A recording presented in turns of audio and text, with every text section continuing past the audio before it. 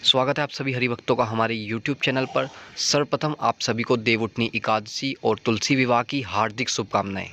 भक्तों, इस दिन भगवान विष्णु जो कि क्षीर सागर में सोए हुए थे, वो 4 माह के उपरांत जागे थे। विष्णु जी के शयन काल के 4 मासों में विवाह आदि मांगलिक कार्यक्रम का आयोजन नहीं होता। श्री हरि के जागने के बाद ही सभी मांगलिक कार्यक्रम आरंभ होते हैं।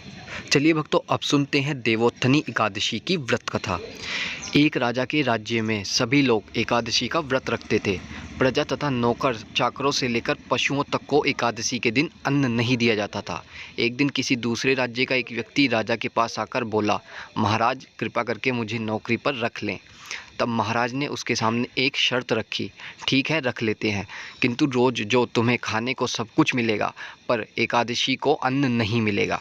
उस व्यक्ति ने उस समय तो हाँ कर ली, पर एकादशी के दिन जब उसे फलाहार का सामान दिया गया तो वह राजा के सामने गिड़गिड़ाने लगा, महाराज इससे मेरा पेट नहीं भरेगा, मैं भूखा मर जाऊंगा, मुझे अन्न दे दो। राजा ने उसे शर्त की बात याद दिलाई, पर वह अन्न छोड़ने को राजी नहीं हुआ। तब राजा ने आटा दाल चावल आदि उसे दिए। वह नित्य की तरह नदी पर पहुंचा और नहाकर भोजन बनाने लगा। जब भोजन बन गया तो वह भगवान को बुलाने लगा, आओ भगवान भोजन तैयार है। उस व्यक्ति के बुलाने पर पीताम्बर धारण किए भगवान चतुर्भुज रूप में आ गए तथा प्रेम से उसके साथ भोजन करने लगे। भोजनादि करके भगवान अंतर्ध्यान हो गए तथा वह अपने काम पर चला गया। 15 दिन बाद अगली एकादशी को वह राजा से कहने लगा कि महाराज मुझे दुगना सामान दीजिए, उस दिन तो मैं भूखा रह गया था। राजा ने कारण पूछा तो उसने बताया कि हमारे साथ भगवान भी खाते हैं, इसलिए हम दोनों के लिए ये सामान पूरा नहीं होता।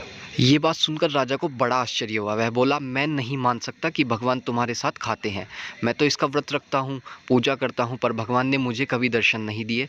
राजा की बात सुनकर वह बोला, महाराज यदि विश्वास न हो तो मेरे साथ चलकर देख ले।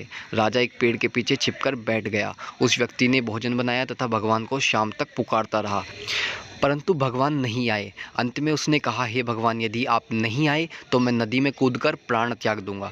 लेकिन भगवान नहीं आए। तब वह प्राण त्यागने के उद्देश्य से नदी की ओर बढ़ा।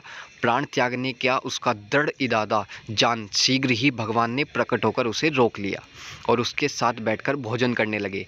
खा पी कर वे उसे अपने साथ विमान में बैठाकर अपने धाम ले गए। वह देख राजा ने सोचा कि व्रत उपवास से तब तक कोई फायदा नहीं होता जब तक मन शुद्ध न हो। इससे राजा को ज्ञान मिला। वह भी शुद्ध मन से व्रत उपवास करने लगा और अंत में स्वर्ग को प्राप्त हुआ। तो भक्तों, ये थी देवउठनी एकादशी की व्रत कथा। भगवान विष्णु आप सभी पर कृपा करें और आपका जीवन खुशियों से भरा रहे।